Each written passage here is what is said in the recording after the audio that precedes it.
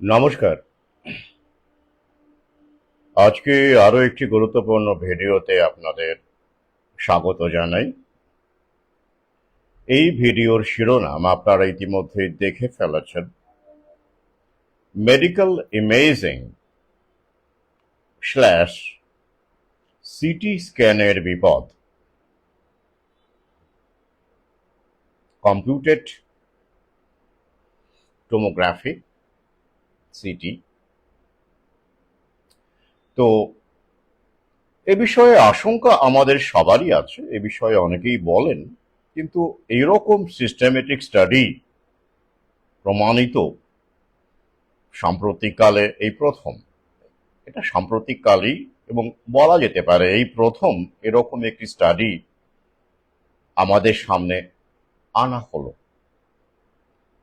ইউসি San Francisco, ইউসি Davies এদের উদ্যোগে 4 million শিশুদের মধ্যে সমীক্ষা চালিয়ে স্টাডি করে এই সিদ্ধান্তে আসা হয়েছে যে 10% অন্তত শিশু এই সিটি স্ক্যানের কারণে যে রেডিয়েশন, যেটা কার্সিনোজেনিক আয়োনাইজড এক্স-রে, তার কবলে পড়ে ব্লাড ক্যান্সারের শিকার হয়েছে। এই স্টাডির বিষয়ে আজকে আপনাদের সামনে তথ্য তুলে ধরব। জরুরি অংশগুলো যেগুলো মনে হবে সেগুলো আপনাদের পড়ে শোনাবো, বাংলা করে দেব, যাতে করে আপনারা সতর্ক হতে পারেন এই এক্স-রে, কথায় কথায় সিটি স্ক্যান, এসব ব্যাপারে সতর্ক হতে পারেন, বিপদ এড়াতে পারেন। এই এই বিষয়টার উপরই আজকের ভিডিও। তার আগে আমাদের যে মিলন আড্ডা সে সম্পর্কে দু একটি জরুরি কথা বলি।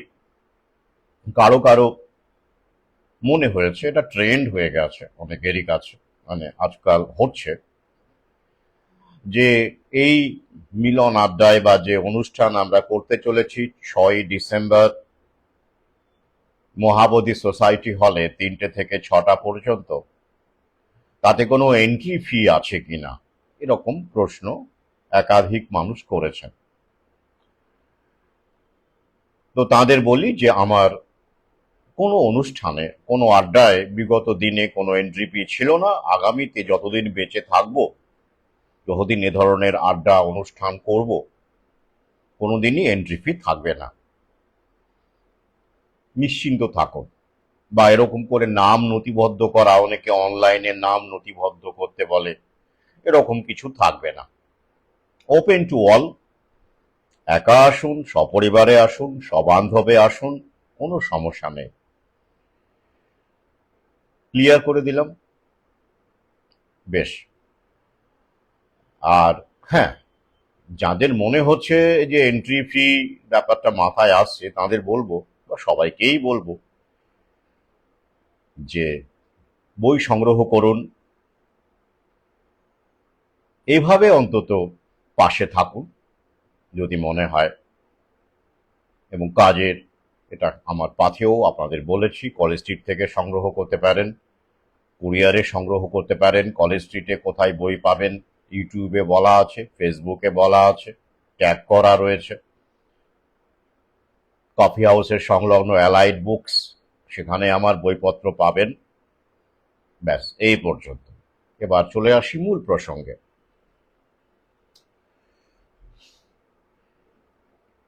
এই স্টাডিটি নিউ ইংল্যান্ড জার্নাল অব মেডিসিনে প্রকাশিত হয়েছে একদম সাম্প্রতিক। তারিখটা বলে দিই,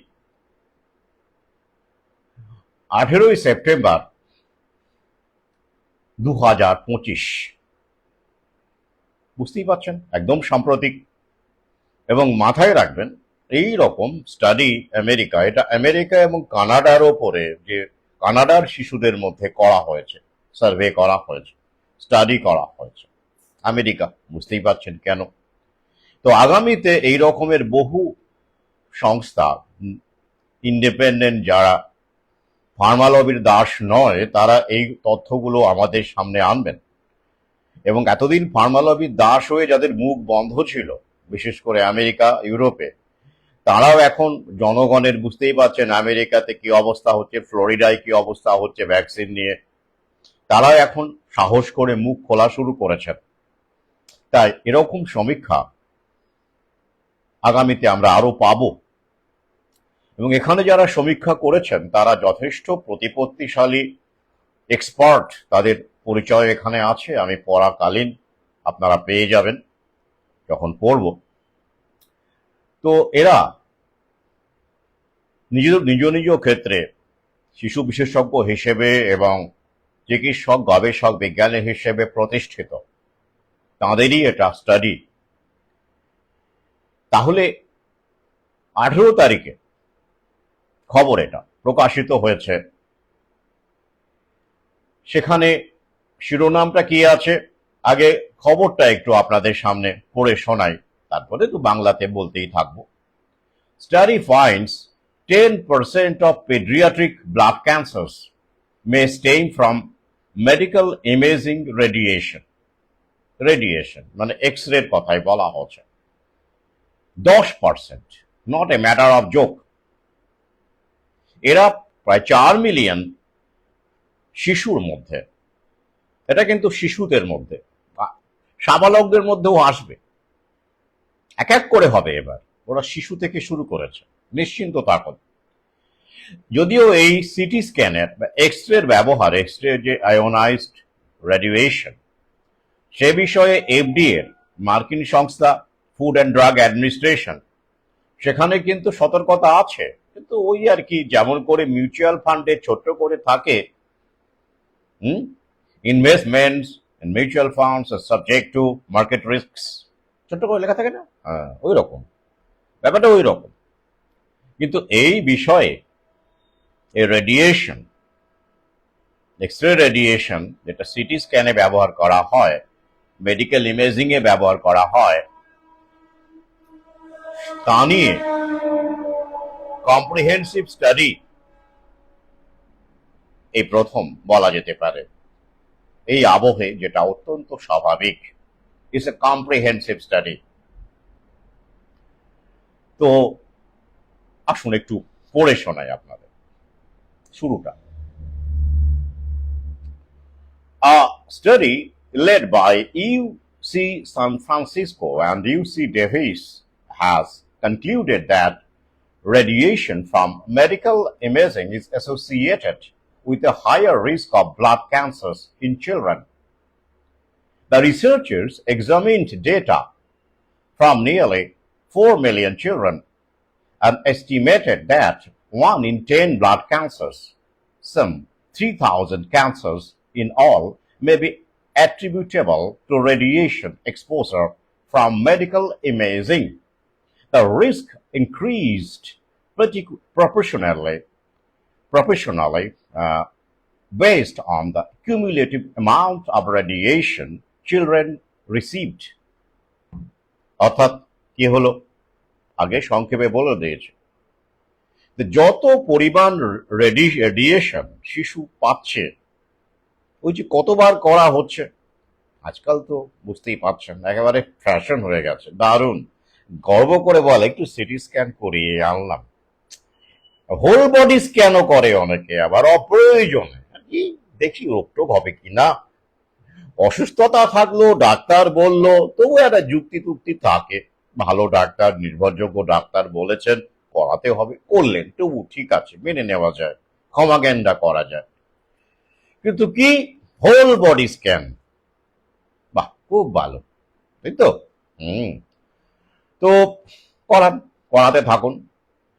তো এই যে বিষয়টা, সেখানে বলছে যে 10টার একটা ক্যান্সার এই রেডিয়েশনের কারণে হচ্ছে বলে ওরা স্টাডিতে বলেছেন। 3,000 ক্যান্সার, ভাবতে পারেন, তার মানে ওটা তো প্রায় 4 বিলিয়ন আমেরিকা, কানাডার বাচ্চা কাচ্চার মধ্যে, ঠিক আছে। গোটা বিশ্বে তো 4 মিলিয়নের 10% মতো, তার একটু কম রকম 3,000-এর কাজ বলছে ওরা, প্রায় 4 মিলিয়ন। তাহলে গোটা বিশ্বে কত হতে পারে, কত কত সিটি স্ক্যান হচ্ছে। হুম, আবাল বৃদ্ধ বনিতার প্রশ্ন করবেন না, ভাববেন না,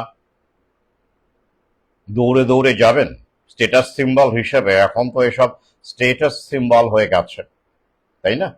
একটু পড়ি এবার।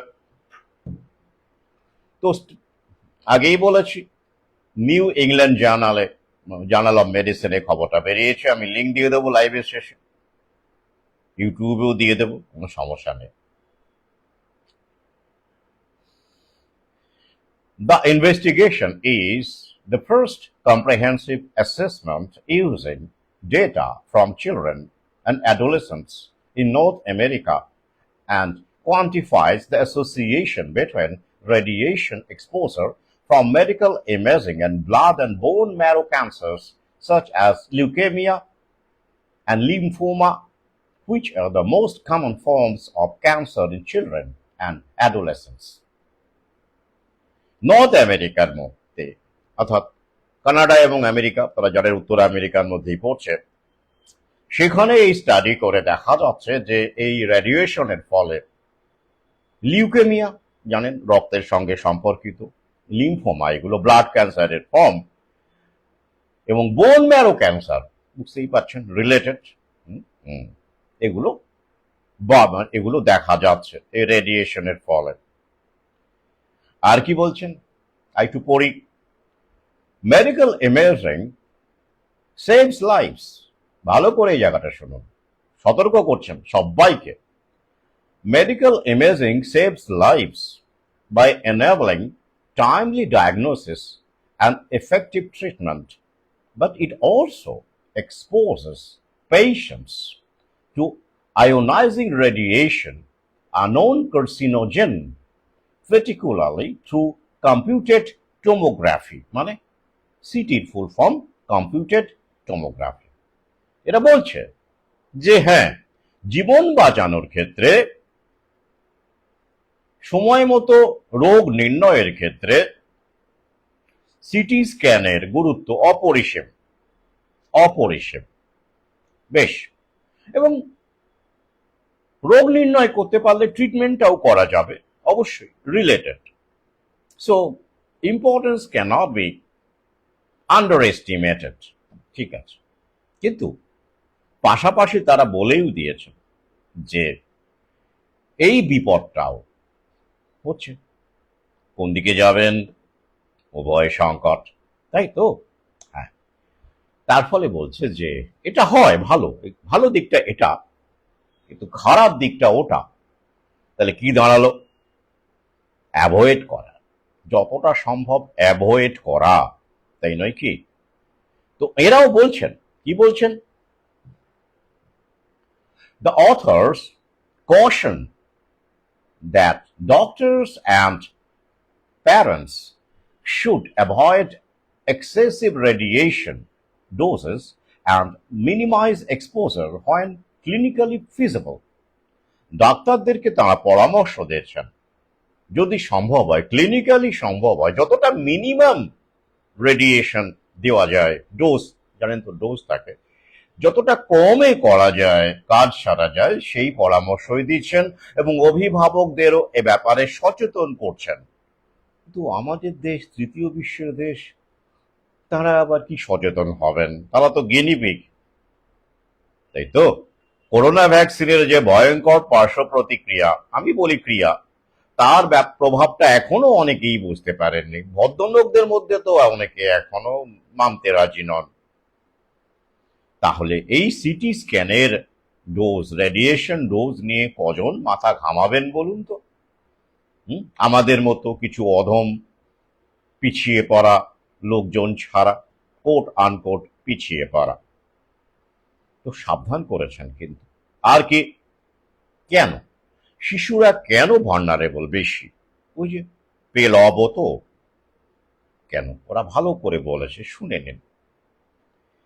Children are particularly vulnerable to radiation-induced cancer due to their heightened radio sensitivity and longer life expectancy, said Rebecca Smith Bindman, MD, a radiologist and a professor of epidemiology and biostatistics, as well as obstetrics, gynecology, and reproductive sciences at UCSF, the first author of the paper. দেখলেন তো, Rebecca Smith বাইনম্যান, তার সঙ্গে যে ডিগ্রিগুলো আছে, যে কোনো ভদ্রলোকই মোহিত হয়ে যাবে।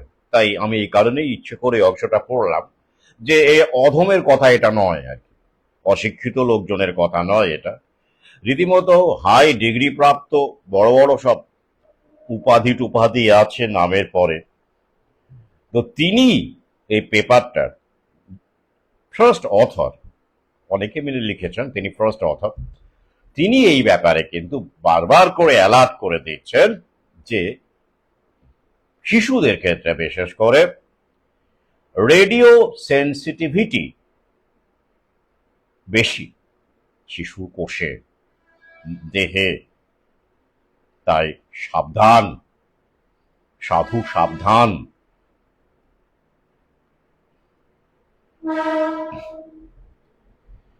While medical imaging can be life-saving, our findings underscore the critical need to carefully evaluate and minimize radiation exposure during pediatric imaging to safeguard children's long-term health, said Smith Bindman, who is also a member of Philip R. Lee Institute for Health Policy Studies. আর পড়ছি না এখান থেকে, পরে দরকার হলে অন্য জায়গা থেকে পড়ব।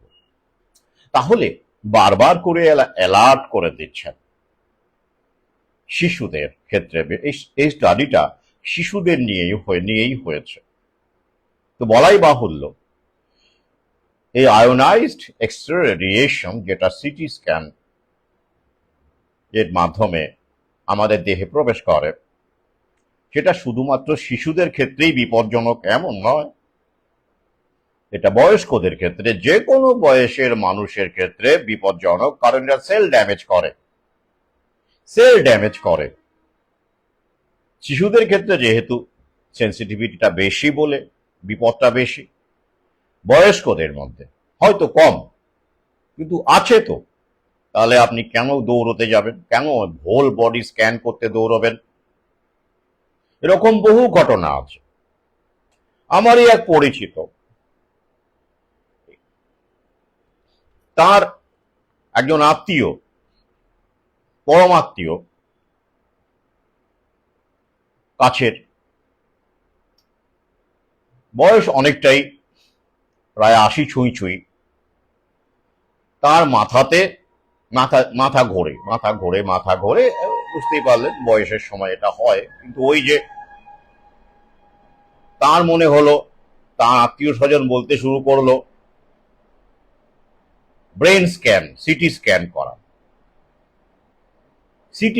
করা, হেড স্ক্যান, তাহলে সব ধরা পড়ে যাবে। এরকম শুরু হয়ে গেল। আমি তাকে জিজ্ঞাসা করলাম যে এরকম মাথা ঘোরানো কি আগে হয়েছে? উনি মনে করে বললেন যে হ্যাঁ, কয়েক বছর আগে একবার হয়েছিল, তখন সেরে যায় আস্তে আস্তে। তখন বললাম এবারেও সেরে যাবে, ঠিক হয়ে যাবে। তো স্বাভাবিকভাবে আপনজনরা তারা তো বেশি চিন্তিত হন, তারা তো চাইবেন বেস্ট মেডিকেল ফেসিলিটি দিয়ে।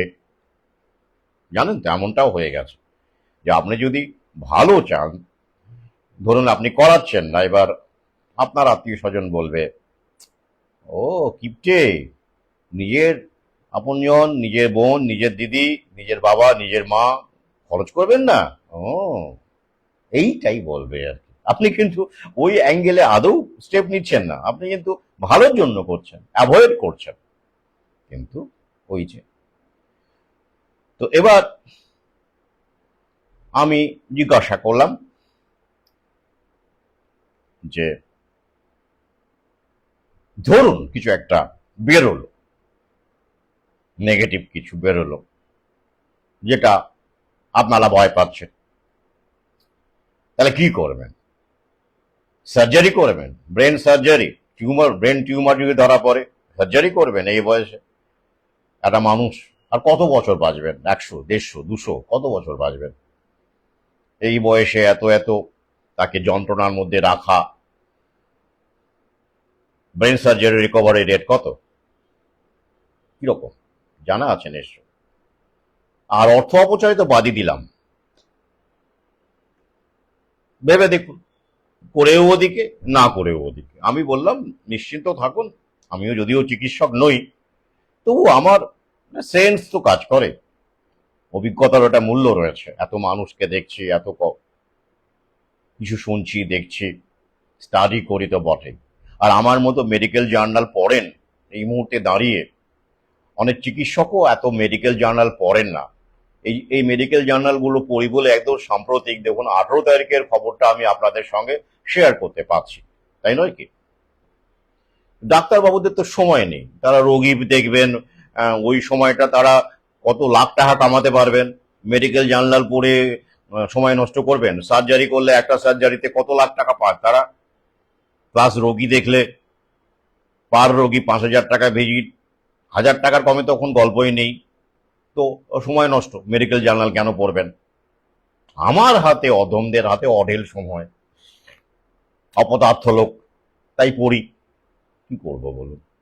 আর পড়ি আপনাদের সঙ্গে ভাগ করে নেই, যদি আপনাদের কোনো টাকা কিছুটা কাজে লাগে, অ্যালার্ট হতে পারেন। এবার যাক, তিনি আমার কথা শুনলেন,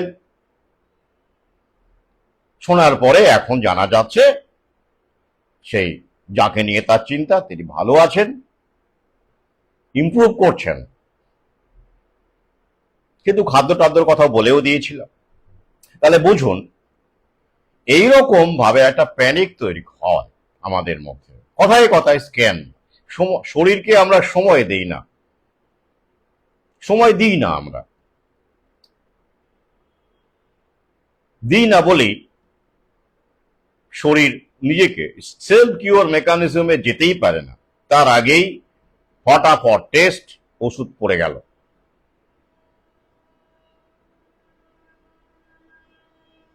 ওষুধ। ফার্মা কোম্পানির পোয়া 12। তো এরকম বহু ঘটনা আছে, আমি একটি বললাম, আমার অভিজ্ঞতা এরকম বহু ঘটনা আছে যে আমি এই ধরনের স্ক্যান করতে নিষেধ করেছি এবং তারপরে তারা ভালো আছে। কিন্তু এই সুপরামর্শগুলো দেওয়ার লোকই নেই, এখন নেই। সবাই ভয় পায়, প্যানিকগ্রস্ত হয়। এরকম বহু ঘটনা আছে বিভিন্ন ক্ষেত্রে, যারা শুনছেন আমার ভিডিও তাদেরকেও আমি পরামর্শ দিয়ে থাকি এবং তারা শুনেছেন, খাবার দাবার ইত্যাদিকে কাজে লাগিয়ে সুস্থ আছেন। এবার আরেকটি অংশ পড়ি।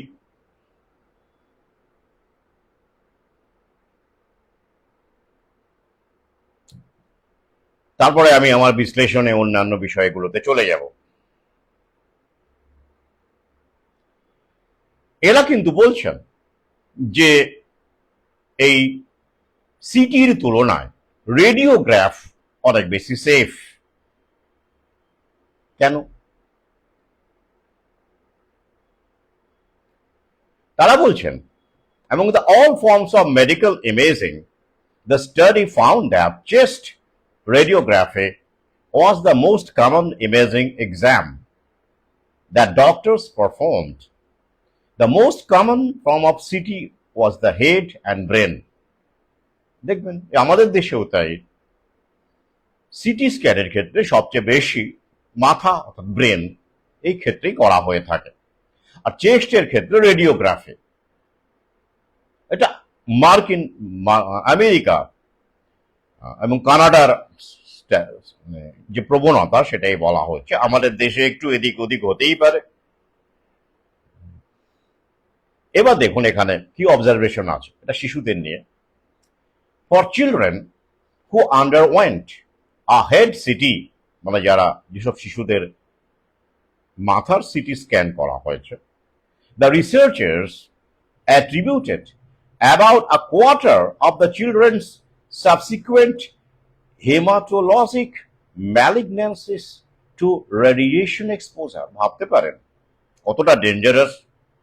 মাথার ক্ষেত্রে যখন সিটি স্ক্যান শিশুদের ক্ষেত্রে করা হচ্ছে, দেখা যাচ্ছে কোয়ার্টার মানে কি 25%। মাথাটা কত ইম্পর্টেন্ট দেখতে পাচ্ছেন।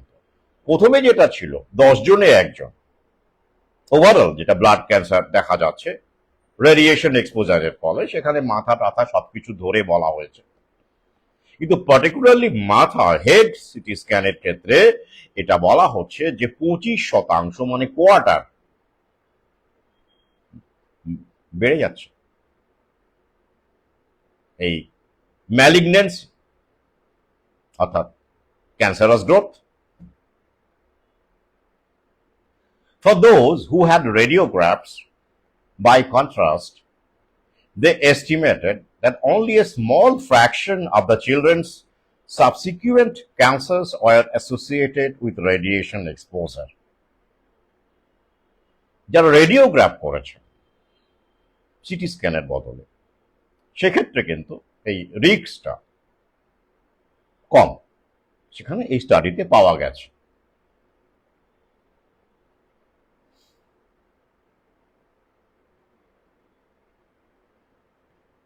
এবার একটা ওভারঅল কনক্লুশনে ওরা এসেছেন সাবালকদের ক্ষেত্রে এবং শিশুদের ক্ষেত্রে। ওই অংশটুকু পড়ে আমি পড়ার ব্যাপারটা বাদ দিয়ে দেবো আর কি বলছেন।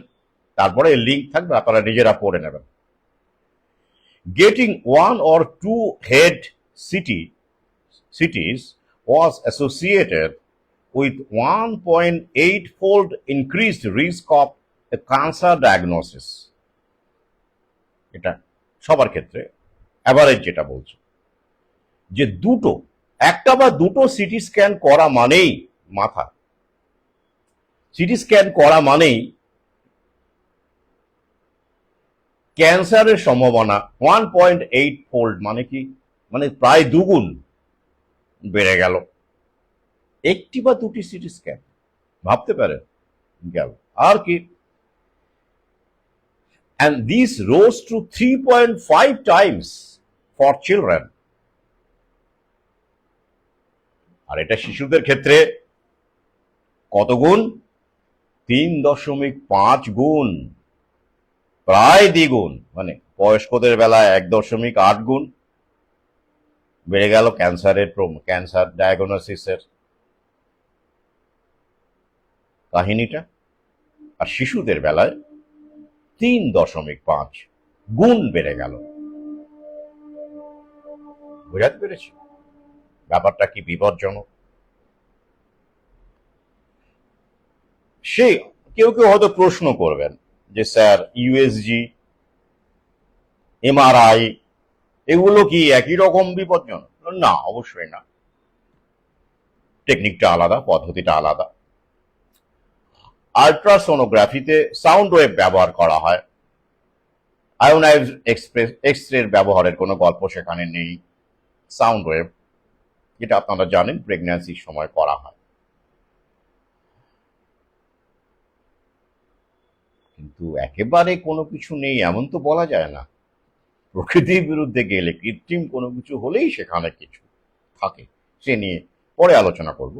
কিন্তু অবশ্যই এই যে বিষয়ে তুলনা করছে সিটি স্ক্যান, তার সঙ্গে তুলনা করলে নগণ্য, নেই বললেই চলে। আর এমআরআই, সেখানে রেডিও ওয়েভ ব্যবহার করা হয়। এমআরআই আপনারা জানেন, সেখানে অবশ্যই এই মাত্রায় যে ক্ষতি যেটা সিটি স্ক্যানের ক্ষেত্রে, সেখানে এতটা প্রশ্ন নেই। তবে ওই ক্ষেত্রে জানেন যে যাদের মেটালিক ইমপ্ল্যান্টস আছে শরীরে বা পেস মেকার আছে, এসব ধরনের আছে, তাদের ক্ষেত্রে এমআরআই করাই যায় না। ম্যাগনেটিক ব্যাপার তো বুঝতেই পারছেন, চুম্বক, এবার আপনার শরীরে মেটালিক ইমপ্ল্যান্টস থাকলে কি ভয়ঙ্কর অবস্থা হতে পারে। এছাড়া এমআরআই এর সমস্যা হলো সময় লাগে, 15 মিনিট লাগতে পারে, 1 ঘন্টা লাগতে পারে। আপনি কি ব্যাপারে কোন এমআরআই করাচ্ছেন, কতগুলো ছবি চাইছেন, বিভিন্ন বিষয়ের উপরে নির্ভর করে। প্লাস এমআরআই দেখবেন একটা ক্লস্ট্রোফোবিয়ার অবস্থা থাকে, একটা জায়গায় ঢুকিয়ে দেওয়া হয় আর কি বেশ কিছুক্ষণ, 1 ঘন্টা থাকলে মানুষ ওখানে অনেকেই পারেন না, তার জন্য একটা প্রিপারেশন নিতে হয়, কিন্তু সময় তো লাগে। সেই তুলনায় ঝপাঝপ ফটাফট কাজ হয়ে যায় কিসে, সিটি স্ক্যানে, খুব তাড়াতাড়ি হয়ে যায়, একদম ফটাফট। আর ফটাফট হলেই আর অন্যদিকে যে কি ফটাফট হচ্ছে সেটা তো লোকে জানে না ভাই। সময়টা বাঁচলো, তাড়াতাড়ি ডাক্তারবাবুও দেখলেন, প্যাথোলজিস্টও দেখলো, সমস্ত কিছু ফটাফট হয়ে গেল। দেখুন যত তাড়াতাড়ি হবে ততই ইনকাম, না সুবিধে। আর সিটি স্ক্যানে তো জানেন, বড় বড় ব্র্যান্ডের যদি জায়গায় করান তো 8,000 10,000 এরকমের কোনো গল্প নেই। সেখানে আবার ডাক্তার বাবুদের ব্যাপার থাকে, তারা একটুখানি অল্প করে আর কি ক্ষমা ঘেন্না করে নিয়ে থাকেন। কি করবেন বলুন তো, এত খরচা, মানে স্টেটাস বড় ডাক্তার মানে বাড়ি গাড়ি বেরো না হলে, যদি গটগট করে যদি একটা মানে ব্যাপার না থাকে, তাহলে রোগীরা মানবে কেন? রোগীরা শ্রদ্ধা করবে বলুন দেখি?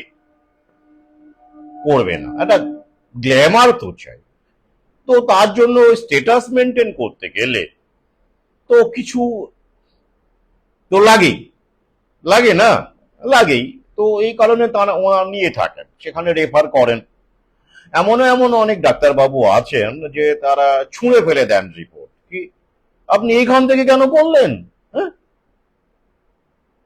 এখান থেকে কেন করলেন, আমি আপনাকে বলে দিলাম না এইখান থেকে করে আনবেন, ওই যে ভুলে গেছেন নাকি, আমি তো নোট করে দিয়েছি। ওটাই ডিপেন্ডেবল, ওরাই ভালো করে, অন্য জায়গা থেকে করলে আমি অ্যাকসেপ্ট করি না, যান আবার করে নিয়ে আসুন, কি বুঝলেন? আর এই কারণেই মেডিকেল রিপ্রেজেন্টেটিভরা দৌড়ে দৌড়ে যায়, ল্যাব দৌড়ে দৌড়ে যায়, স্যার একটু আমাদের দেখবেন স্যার। তো সে তো দেখবই, আমাকে দেখবেন তো, সে আর বলতে sir, always at your service. এইভাবেই তো চলছে আন্ডারস্ট্যান্ডিং, সিম্বায়োসিস, ইকোসিস্টেম। আর গিনিপিগ কারা? সাধারণ মানুষ, জনতা, রোগী। রোগটা আসলে কোথায় বলুন দেখি? সভ্যতার রোগ, ডিজিজ অফ সিভিলাইজেশন। কিন্তু সমস্যা কি বলুন তো, এই যে যারা সাধারণ জনতা বলছি আমি, যারা গিনিপিগ হচ্ছে, যে শিকার হচ্ছে বিভিন্ন রকম কমিশনের শিকার, অপ্রয়োজনীয় সিটি স্ক্যানের শিকার, প্যাথোলজি সেন্টার বনাম নয়, প্লাস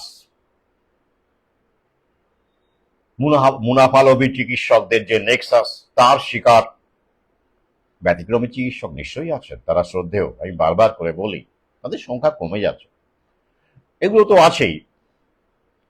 কিন্তু সমস্যা হচ্ছে এই গিনিপিগ যারা সাধারণ মানুষ বলছি, তাদের ছেলে পেলে যখন আবার ডাক্তার হয়ে যান, ঘটি বাটি বিক্রি করে বা মেধা দিয়ে যে কোনো ভাবেই হোক ডাক্তার হয়ে যান, এমবিবিএস হয়ে যান, তো তাঁরাও আবার ওই একই চক্রে পড়ে যান। কি লোভ, লোভ, এটা একটা চক্রবহের দিন রাত্রি। এই লোভটাকে যদি কন্ট্রোলে না রাখা যায়, আপনি যে পেশাতেই থাকুন, আপনি মানুষের সর্বনাশ করতেই থাকবেন, এটাই প্রক্রিয়া। তবে সব পেশাতে তো সর্বনাশ করার এবিলিটিটা সমান থাকে না, মুনাফার ব্যাপারটাও সমান থাকে না। আপনি যদি সাধারণ একটা ধরুন ফুচকাওয়ালা হন, আপনি সেখানে অবশ্যই প্রফিট করবেন, কিন্তু সেটাকে কি মুনাফা বলা যাবে? মুনাফা মানে একটু বড় সড়ো ব্যাপার, সেখানে আপনি পারবেনই না, আপনার সেখানে স্কোপই নেই। কত টাকা আপনি একটা ফুচকা, আপনি ধরুন 10 টাকায় 3টে বা 10 টাকায় 4টে বা 10 টাকায় এরকম, এবার আপনি বড় জোর 10 টাকায় একটা যদি করেন, আপনি লোক পাবেন না, মল টলে বড় ব্র্যান্ডেড হয়ে গেলে আলাদা কথা, তো সেই ইনভেস্টমেন্ট তো আপনার নেই, পারবেন না। তাহলে স্ট্রিট যারা রাস্তায় বিক্রি করে ফুচকা, তাদের মুনাফার গল্প নেই, তাদের যে বেঁচে থাকা জীবন ধারণ করাটাই যথেষ্ট। তাহলে ওটা হলো প্রফেশনের উপর নির্ভর। কিন্তু আপনি যদি একটা চিকিৎসক হন, ওটা আপনার পেশাই। কিন্তু যদিও বলা হয় সমাজ সেবা, হিপোক্রেটিক ওথ ফোথ, ওসব গল্প ভুলে যান, ওসব নেই এখন আর। অগ্নিশ্বর সিনেমাটা ওটা হলো একটা আদর্শবাদী সিনেমা। আমার একটা প্রিয় চলচ্চিত্রের নাম উত্তম কুমারের অগ্নিশ্বর, আপনারা দেখে থাকবেন। তো সেসব তো গল্প গাথা। এখন কেউ কেউ তো নিশ্চয়ই ছিলেন, এখনো হয়তো কেউ কেউ আছেন, তারা আলো থেকে দূরে। তো নেই তো, সুতরাং এটাই তো রক্তের মধ্যে আছে। আজকে আমার ভিডিওটি অনেকে হয়তো শুনছেন, এমনও আছেন বাডিং ফিজিশিয়ান আছেন, আছেন অনেক ছাত্র, এমবিবিএস ছাত্র আমার ভিডিও দেখে, আমার বই পড়ে, ঠিক আছে।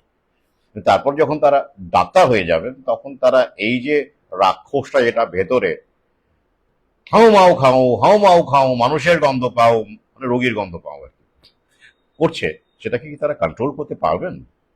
এটাই লাখ টাকার প্রশ্ন। তাহলে এই যে বিষয়টা, হয়তো একটু আবেগপ্রবণ হয়ে গিয়েছিলাম, মার্জনা করবেন। এবারে আসি তাহলে আমার পরামর্শ কি আপনাদের প্রতি। আমার পরামর্শ হচ্ছে যে সিটি স্ক্যান বা এ ধরনের যে মানে হোল বডি স্ক্যান বা অমুক ক্যান তমুক ক্যান আপনি কেন করাচ্ছেন, প্রথমে এই প্রশ্নটা করবেন।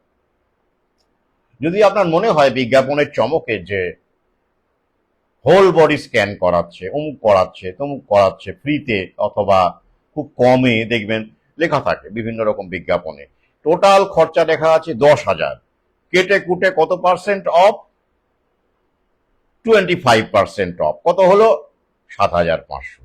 বাহ, দারুণ অফার। কেন আপনি অফারের প্রতি আকৃষ্ট হচ্ছেন? আপনার তো শরীর ভালোই আছে, কোনো সমস্যা নেই, তবু আপনি কেন এত এত টেস্ট, লিপিড প্রোফাইল টেস্ট, অমুক স্ক্যান তমুক স্ক্যান, ওই প্যাকেজের মধ্যে আছে, আপনি জাম্প করে সঙ্গে সঙ্গে ওটা বুক করে নিচ্ছেন অ্যাপয়েন্টমেন্ট, কেন করছেন? দুটো কারণ, অনেক কারণ, প্রধান কারণগুলো বলি। প্রথমত, আপনার মগজ ধোলা হয়ে গেছে, আপনার মনে হয়েছে যে আপনাকে সুস্থ থাকতে গেলে ওষুধ খেতেই হবে। আপনি সেলফ কিওর মেকানিজমে বিশ্বাস করেন না, আপনি হোলিস্টিক কিওরে বিশ্বাস করেন না, আপনি বিশ্বাস করেন এই ফার্মা লবিতে, সেভাবেই আমাদের আপনার ব্রেন ওয়াশ করা হয়ে গেছে, তাই আপনি ওটা প্রলুব্ধ হচ্ছেন। আর কি, আপনার মধ্যে এটা ঢুকিয়ে দেওয়া হয়েছে যে অসুখ হওয়ার আগেই আপনাকে ওষুধ খেতে হবে। আগেই মানে সব অসুস্থ হওয়ার আগেই। একটা সময় ছিল যে অসুস্থ হলেই মানুষ একটু ডাক্তারের কাছে যেত, তাও আগে যেত না, ওর জড়িবুটিতেই কাজ চালিয়ে দিত, তাও এত এত নার্সিংহোমের দরকার পড়েনি। আর এখন এত ভ্যাকসিন, এত চিকিৎসা পরিষেবা সত্ত্বেও নার্সিংহোমের সংখ্যা বেড়েই চলেছে, সুপার স্পেশালিটির সংখ্যা বেড়েই চলেছে। কেন বাড়লো তাহলে? এতদিনে রোগ তো নির্মূল হয়ে যাওয়ার কথা ছিল, এত আমাদের ভালো চাইছে, সমস্ত রোগের ভ্যাকসিন দিয়ে দিচ্ছে, তাহলে তো এত হাসপাতাল থাকারই কথা ছিল না, উঠে যাওয়ার কথা ছিল। কিন্তু রমরমা তো বাড়ছে দিন দিন। যাই হোক, তো আপনি এটা বিশ্বাস করেন আগাম ওষুধ খেতে হবে, আগাম দেখে নিতে হবে, বাপরে কোথায় কি শরীরে অসুখ, ওষুধ বাঁধছে, অসুখ ঘোঁট পাকাচ্ছে, কে জানে বাবা, গোয়েন্দার মতো খুঁজে বের করতে হবে। আরেক কি কারণ, ফ্রি তো, আরে আবার ইন্স্যুরেন্সের মধ্যে আছে তো, ওটা একটা বড় ব্যাপার। মেডিকেল ইন্স্যুরেন্স একটা বড় রকমের স্ক্যাম, এবং এখান থেকে ওরা যা তথাকথিত আপনাদের রিইম্বার্স করে, মানে ফেরত দেয়, তার কয়েকশো গুণ তুলে নেয়, হাজার বললেও কম হবে না। বিলিয়ন ট্রিলিয়ন ডলারের ইন্ডাস্ট্রি, ওটা একটা বড় রকমের ফাঁদ। যেই আপনি দেখছেন যে এতগুলো টেস্ট ফ্রিতে করছেন, পাচ্ছেন, ওই যে ইন্স্যুরেন্সের মধ্যেই থাকে, এতগুলো টেস্ট ফ্রি, অমুক ফ্রি, তমুক ফ্রি। এখন আবার অনেক রকমের আছে তো, ডায়মন্ড, গোল্ডেন, সিলভার, কপার, কি বুঝলেন? তো অধমের একটা সময় যখন আম, এখন তো অধম অপদার্থ, যাই হোক, তা একটা সময় তো যখন করোনা ছিল না বা তারও আগে, তো অধম তো এক সময় তথাকথিত ভাবে লেখক সাহিত্যিক, ব্র্যান্ডেড সাহিত্যিকই ছিল। তো বাইরেও গিয়েছে, ইউরোপেও গিয়েছে। তো সেই সময়ও অনেকেই হেলথ ইন্স্যুরেন্স করার জন্য অধমকে খুব মানে পিটাপিটি করেছে, খুব খুব জ্বালিয়েছে, খুব জ্বালিয়েছে। আর তখন তো যাই হোক, তো খুব জ্বালিয়েছে। হেলথ ইন্স্যুরেন্স, লাইফ ইন্স্যুরেন্স, অমুক অমুক, অমুক ভয় তমুক ভয়, তমুক করে হবে, কত সুবিধে, অমুক সুবিধে। কিন্তু অধমের একটাও কোনো ইন্স্যুরেন্স নেই, জানেন তো। লাইফ ইন্স্যুরেন্সের গল্প বাদই দিলাম, হেলথ ইন্স্যুরেন্স, মেডিকেল ইন্স্যুরেন্স একটাও নেই। নির্ঝঞ্ঝাট আছি, একদম নিশ্চিন্ত, সিম্পল লাইফ আর কি যাকে বলে। ভাবুন দেখি, সঙ্গে সঙ্গে অ্যালার্ম কি না, প্রিমিয়ামটা দিতে হবে, কি মুশকিল বলুন দেখি। প্রিমিয়াম দিয়ে যান, অ্যালার্ট করা অনেকের থাকে, সব একেবারে পট পট পট পট পট পট অ্যালার্ম করা থাকে, ক্যালেন্ডারে একটা করা থাকে, পট করে বেজে ওঠে। কারণ এখন তো স্মার্টফোন, ফটাফট বেজে উঠবে। তো ওই যে একটা সুবিধে, এটা কেন করে? আপনি অসুস্থ হওয়ার আগেই আপনাকে এত প্রলোভন দেখানো হয় যে আপনাকে অমর বানানোর জন্য ওরা রেডি করে রেখেছে সমস্ত কিছু, স্ক্যান অমুক তমুক ফ্রিতে পাচ্ছেন, আর আপনি করাতে দৌড়চ্ছেন। আর ওরা তো কোনো না কোনো একটা বের করে দেবেই আপনাকে, ভাগ্য ভালো হলে আপনি ওকে বলে, ওকে স্ট্যাম্প মানে না, ফলের গায়ে লেখা থাকে, মোবাইলেও লেখা থাকে ওকে, তো সেইটা হয়ে বেরিয়ে আসতে পারলেন। কিন্তু সেই সম্ভাবনা খুবই কম। যখনই ওরা দেখবে আপনার কি আছে, ডায়মন্ড না গোল্ড না কপার না সিলভার, এবং আপনার তো সমস্ত জানেন এখন আধার কার্ড, ব্যাংক অ্যাকাউন্টের বিভিন্ন রকমের মানে ডিজিটাল যুগের কারণে, লিঙ্কিং এর কারণে আপনার আর্থিক অবস্থা ওরা সব জেনে বসে আছে, জানেন তো। ওরা ধারণা করে নেয় আর কি, আবার এআই লাগিয়ে দেয়। তো আপনার লেনদেন ট্রানজাকশন সবই অনলাইনে। এবার যখন দেখে যে কিরকম বকরা, ছোট বকরা না বড় বকরা, মার্জনা করবেন, ওরা এইভাবেই আলোচনা করে। কি বিশ্বাস হচ্ছে না? নাম ধাম বলতে পারবো না। এক সময় যখন বড় বড় বৃত্তে যাতায়াত ছিল, এখন একটু কমে গেছে, মানে যাই না বলতে গেলে, আমি ইচ্ছে করে সব বৃত্ত বন্ধ করে দিয়েছি, আপনারা জানেন, যাই না। গ্রামে গঞ্জে সাধারণ মানুষের সঙ্গে, আপনাদের সঙ্গে সময় কাটাতেই ভালোবাসে। কিন্তু একটা সময় যেমন বড় বড় পদাধিকারীর বাড়িতে লাঞ্চ করেছি, ডিনার করেছি, 5 স্টারে গেছি, 3 স্টারে গেছি, খাওয়া দাওয়া করেছি, আড্ডা হয়েছে, তেমন বড় বড় ডাক্তারদের সঙ্গেও আগে, হ্যাঁ। তো ডাক্তার, সার্জেন, তো তাদের মধ্যে কথোপকথনগুলো যেগুলো, সেইগুলো মনে পড়ে যায় এখন। তো তো সেই সময় ওগুলো বলার প্রয়োজন ছিল না, সেই সময় আমার ক্ষেত্রটা, লেখালেখির ক্ষেত্রটা অন্যরকম ছিল, আপনারা জানেন। কিন্তু এখন তো ওগুলো মনে পড়ে। তো এই শব্দগুলো উহারাই ব্যবহার করিতেন, এখনো করেন জনান্তিকে, সামনে করেন না। তাহলে আপনি গেলেন, আপনার প্রোফাইল দেখে বুঝে গেল এ তো ভালো মাল করিয়ে আছে, বলো ওই রিপোর্টটা। হ্যাঁ, সবই ঠিক আছে, কিন্তু আপনার বুঝলেন তো, হার্টের একটা ভাব কিরকম যেন আমার মনে হচ্ছে, আরো একবার দেখতে হবে। আপনার অসুবিধে হয় না? সমস্যা হয় না? না তবু ঠিকই তো আছে না, ওই সিঁড়ি টিড়ি ভাঙতে গেলে তো কোলেস্টেরল, আহ, ও কোলেস্টেরল তো স্যার হতেই পারে ডাক্তারবাবু, সে তো ওষুধপত্র খেলেই তো হয়ে যাবে ঠিক। না, আসলে মেডিসিনে হয় কিনা আমরা দেখছি। তো যা পরিস্থিতি যেদিকে গেছে, আপনার ব্লকেজ যেটা পাচ্ছি, একটা সার্জারি যদি, আপনার তো হয়ে গেছে সার্জারি, ওরে বাপরে বাপ, আপনার মধ্যে এরকম ছিল, একটা ব্লকেজ ছিল, আপনি টেরই পাননি, এখন ভয় পেয়ে গেছে ডাক্তারবাবু। আহ, কি অবস্থা? না, এখনই ভয় পাবেন না, আমরা আছি তো, আমরা তো আছি।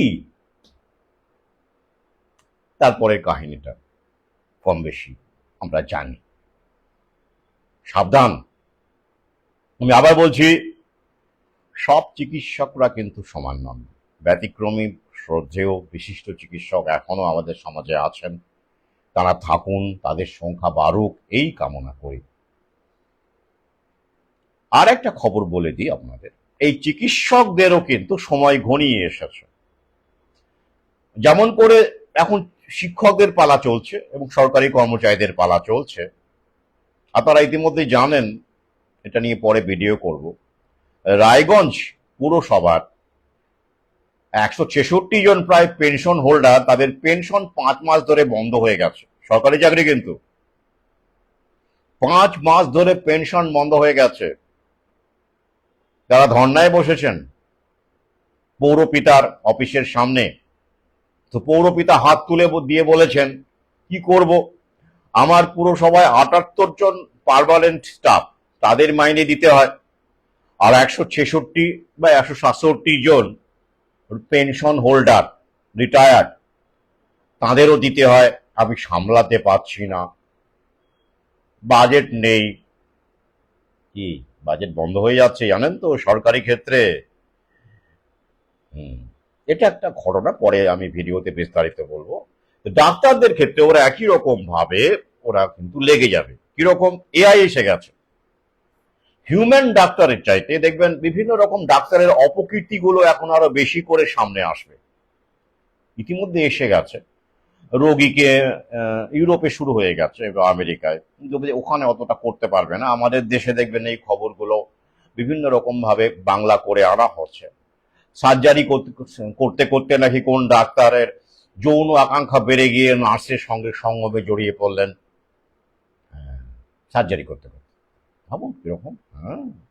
এরকম ভাবে ডাক্তারদের বিভিন্ন রকমের কাণ্ডকীর্তি, যেটা এতদিন ধরে ডাক্তারদের ভগবান মানা হয়েছে, দেবতা মানা হয়েছে, মিডিয়াতে কখনোই বছর 10 আগেও অন্তত এরকম ডাক্তারদেরকে নিয়ে এরকম স্টোরি পাবেন না। কিন্তু এখন পাচ্ছেন কেন? কারণ ডাক্তারদের যে ভূমিকা, হিউম্যান টাচ, সেটা ওরা আস্তে আস্তে তুলে নেবে। ডাক্তার অবশ্যই থাকবে, রাতারাতি উঠবে না। মেডিকেল কলেজ, প্রাইভেট মেডিকেল কলেজগুলো তো এমনি হয়নি, 1 কোটির ডাক্তার তো ওরা তৈরি করবে। কিন্তু সরকারি কলেজগুলোর তো অবস্থা বুঝতেই পারছেন, তুলে যাবে, উঠে যাবে, লাটে উঠে যাবে, ওরা ব্যবস্থা করে রেখেছে। অর্থাৎ ডাক্তারের সংখ্যা কমবে, আগামীতে কমবে। ওরা সেভাবেই স্টেপ নিয়ে নিয়েছে। অর্থাৎ সরকারি কলেজগুলো তখন মেধাভিত্তিক বন্ধ হয়ে যাবে। বিভিন্ন রকম ভাবে দেখবেন জয়েন্ট এন্ট্রান্স শুরু করলো, জয়েন্ট এন্ট্রান্সের রেজাল্ট থেকে শুরু করে বিভিন্ন কোশ্চেন পেপার লিক, নিটের বিভিন্ন রকমের এগুলো আছে।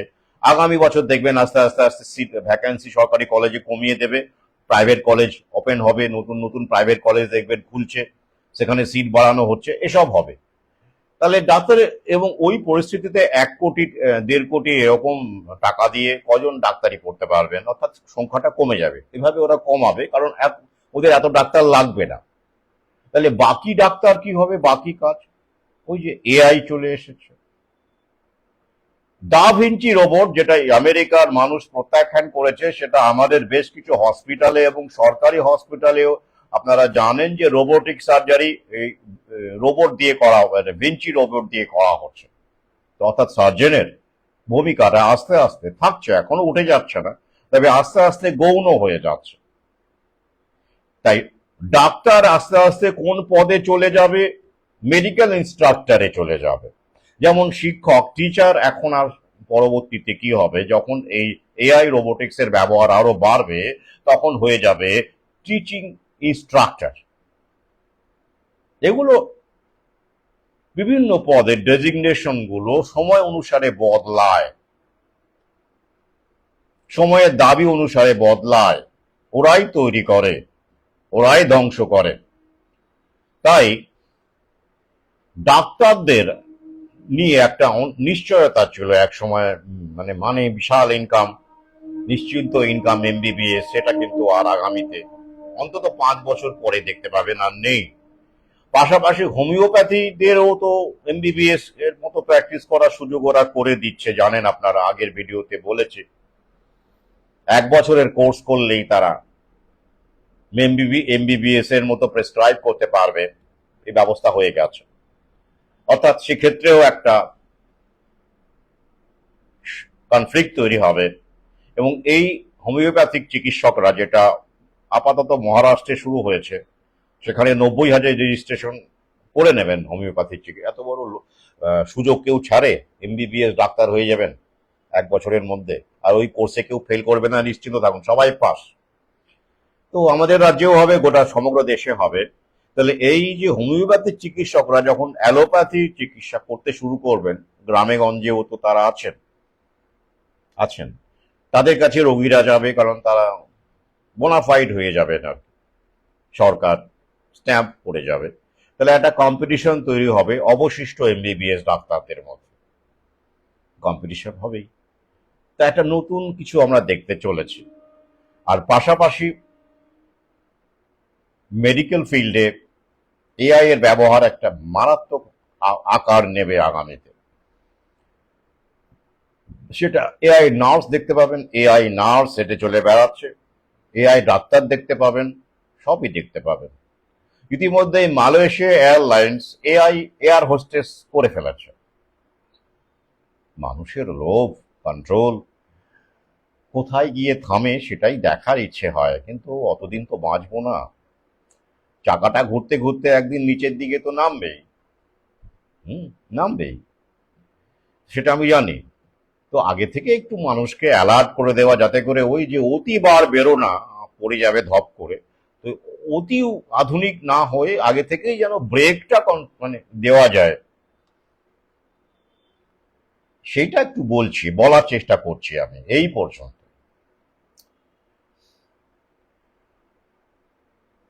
তো একজন প্রশ্ন করেছিলেন কিছুদিন আগে যে স্যার আপনি যেটা বলেন, তো একটা সময় তো মানুষ রন পা বলে, ডাকাতরাও রন পা ব্যবহার করতে জানেন, তো এখন মাঝে মাঝে এই যে আজকেই দেখলাম একজন পুজোর শপিং মলের বিজ্ঞাপন করছে, একটি যুবক লম্বা লাগছে উঁচু, ওই যে কাঠের পা, রন পা পরে, হ্যাঁ, সে সবাই যাতে দেখতে পায়। তো আগে তো এটা প্রচলন ছিল, বিশেষ করে ডাকাতরা ব্যবহার করতো, ডাকাতি করে ওটা করে চেপে অনেক অনেক দূরে দূরে পা ফেলা যেত, স্টেপ ফেলা যেত, এবং অনেক তাড়াতাড়ি পৌঁছে যাওয়া যেত, রন পা বলা হতো। তো সেই তাহলে কি এখন মোটর বাইক বা গাড়ি ছেড়ে আমি কি রন পা ব্যবহার করতে বলবো মানুষকে? ব্যাপারটা যেন এরকম ভাবেই তিনি প্রশ্ন করলেন। আমি বললাম না, করি না, আমি সেটা কিন্তু বলি না। আমি নিজে স্মার্টফোন ব্যবহার করে ইউটিউব ভিডিও করছি, ফেসবুক করছি তো, ফোনে লিখছি, কলমটা ছাড়িনি, কলমেও লিখি। কিন্তু এমন নয় যে এগুলোতেও লিখছি না, এগুলোতেও তো লিখছি, স্মার্টফোনেও লিখছি, ল্যাপটপে লিখছি। মূল ব্যাপারটা বুঝুন, কি রনপা করে যখন দৌড়তেন মানুষ, যখন দৌড়তো, সে ডাকাতি হোক আর পথিকই হোক, সে নিশ্চয়ই খানাখন্দ ডোবা দেখেই দৌড়তো। তো সেখানে কি সে রনপা বসিয়ে দিত ডোবার মধ্যে? সে তো টপকে যেত, তাই তো? অর্থাৎ খানাখন্দ, ডোবা, ঝামেলা, পাথর, এগুলো আপনি রনপা করে যান আর বাইকে করে যান, দুটোতেই অ্যাভয়েড করতে হবে। You have to avoid. গতি পেয়ে গেছেন দুর্দান্ত, দারুণ গতি, বাইকের গতি স্বাভাবিক, রনপার চাইতে অনেক বেশি। তার মানে আপনি রাজা হয়ে গেলেন, আর ভাবলেন না খানা খন্দ, বাম্পার, ডাম্পার কোথায় কি আছে, চালিয়ে দিলেন। তার ফল তো দেখতেই পাচ্ছেন, তাই না? অগ্রগতি, ব্রেক চাপতে হবে, মাঝে মাঝে ব্রেক করতে হবে, স্লো হতে হবে। বাইক চালান, অ্যালার্ট হয়ে চালান, এটাই বলতে চাই আমি। যাই হোক, তাহলে কি সিটি স্ক্যান এড়িয়ে চলুন। একান্ত প্রয়োজন না হলে, নিশ্চিত না হলে এগুলো করবেন না। এবং করলেও এমন কোনো চিকিৎসকের কাছে করান যিনি আপনার কথা শুনবেন, এবং আপনি যদি অনুরোধ করেন যে সিটি স্ক্যান ছাড়া আর কোনো পথ আছে কিনা, কিছু করার, কোনো ক্ষেত্রে সেটা রেডিওগ্রাফি করে করা যাবে কিনা, এমআরআই করে করা যাবে কিনা, মানে এক্স রে, আয়োনাইজড রেডিয়েশন বাদ দিয়ে অন্য কোনো পথ আছে কিনা সেটা ডাক্তারবাবুর সঙ্গে আলোচনা করলে উনি রেগে যাবেন না, বিরক্ত হবেন না, এমন ডাক্তারবাবুর কাছে যান। অনেক ডাক্তারবাবু, আপনি বেশি জানেন, হ্যাঁ আপনি কি ডাক্তার, এসব বলে তো তো এসব ডাক্তারবাবুকে এড়িয়ে গিয়ে রেসপন্সিবল কোনো চিকিৎসকের কাছে গিয়ে বলুন যে আমার যদি সিটি স্ক্যান তিনি বলতে চান, বা আপনি যদি আলোচনা করতে চান, কোনো হয়তো আপনার প্রয়োজন কিরকম কোনো স্ক্যানের বলা হয়েছে, তো সেক্ষেত্রে আপনি যেহেতু জানেন যে এটা সিটি স্ক্যানে কি হতে পারে, সম্ভাবনা কি,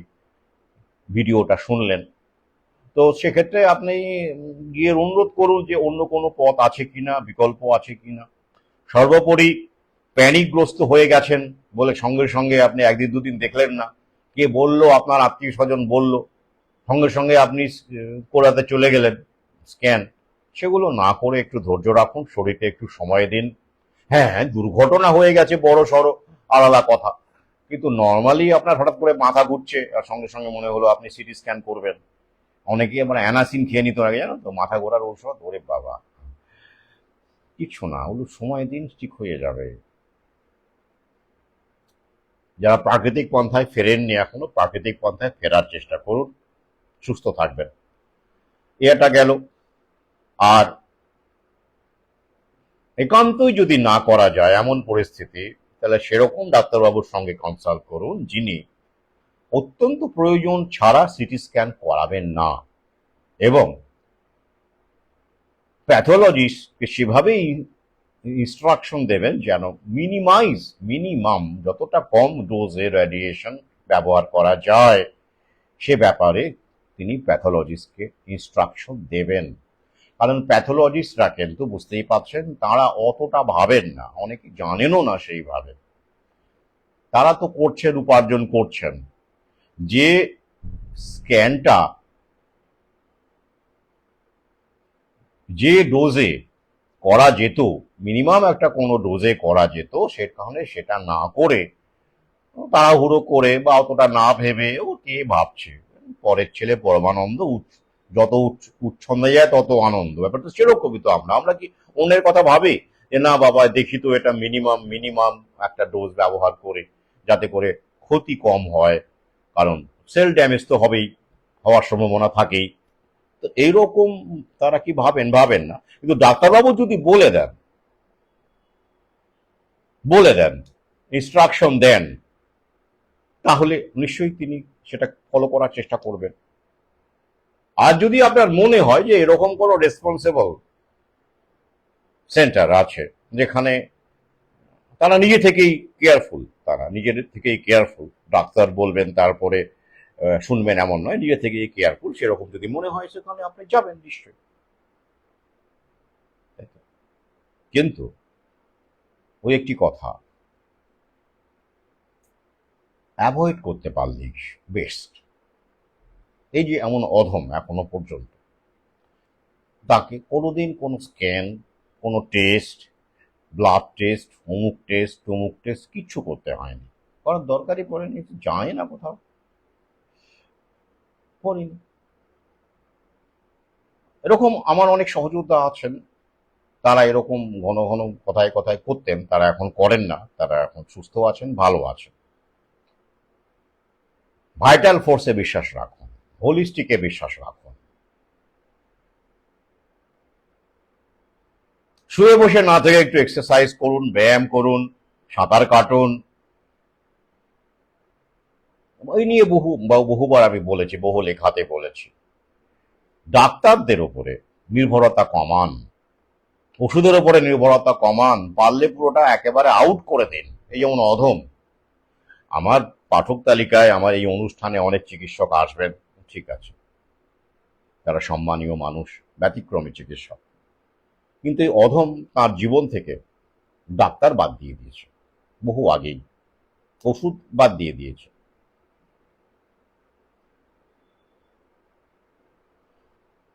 সবচেয়ে বড় কথা আত্মবিশ্বাস, ইউ নিড সেলফ কনফিডেন্স, এবং জীবনযাপন যতটা সম্ভব যদি সেভাবে আপনি চালাতে পারেন।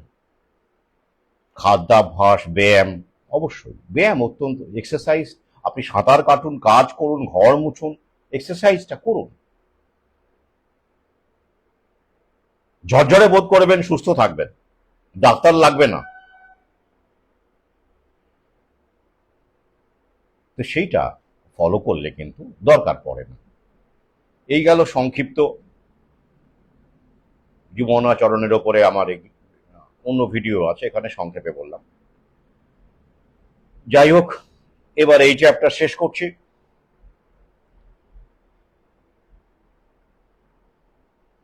আর একটা বিষয় আলোচনা করে আজকের ভিডিও শেষ করব।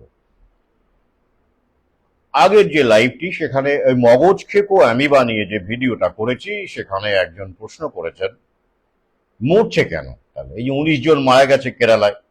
এ নিয়ে যদিও আমি ফেসবুকে একটি সংক্ষিপ্ত পোস্ট করেছি, এখানে একটু বলছি।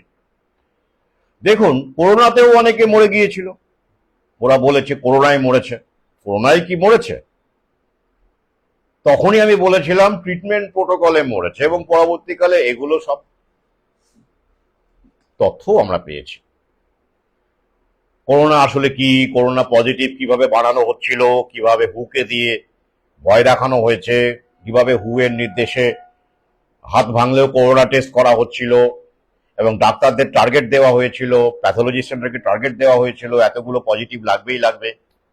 আর পজিটিভ পেলেই মানুষ ভয়ে কোয়ারেন্টাইনে, বাড়িতে আইসোলেশনে গেলে তো আলাদা কথা। প্রথম দিকে তো তা ছিল না, পরের দিকে যখন দেখলো যে রোগী আর জায়গা যেতে পারছে না, তখন বাড়িতে। তো প্রথম দিকে সব হসপিটালেই গেছে, নার্সিংহোমেই গেছে, বা সেইখানে ওই যে হাইড্রক্সিক্লোরোকুইন, রেমডেসিভির থেকে শুরু করে ভয়ঙ্কর ভয়ঙ্কর প্লাজমা থেরাপি, এইসব করতে গিয়ে রোগীরা উপরে চলে গেছেন। আর নাম হয়েছে কার? করোনার। করোনাতে কোনো মানুষ মারা গেছে আর অন্য কোনো রোগ ছিলই না, শুধু করোনাতেই মারা গেছে, এমন অসম্ভব। কোমরবিডিটি মানে কি, এ নিয়েও তথ্য বেরিয়েছিল প্রথম দিকে, পরের দিকে তাও চেপে দিল, তারপর সব করোনা। আপনার ক্যান্সার আছে, আপনি এমনিতেই চলে যেতেন, সর্দি কাশি হয়েছে, এবার আপনি গেলেন নার্সিংহোমে, সুপার স্পেশালিটিতে, করোনা টেস্ট হবেই। এবার কি হলো, করোনা পাওয়া গেল। এবার আপনি ক্যান্সারে মরলেন, তখন তো ক্যান্সারের চিকিৎসাও হচ্ছিল না, জানেন তো কি অবস্থা। আপনার করোনা চিকিৎসা হলো, ক্যান্সারের চিকিৎসা হলো না, আপনি মরলেন ক্যান্সারে, কিন্তু ওই যে করোনা টেস্ট পাওয়া গিয়েছিল পজিটিভ, তাহলে আপনাকে কিভাবে ইনক্লুড করা হবে, কার মধ্যে?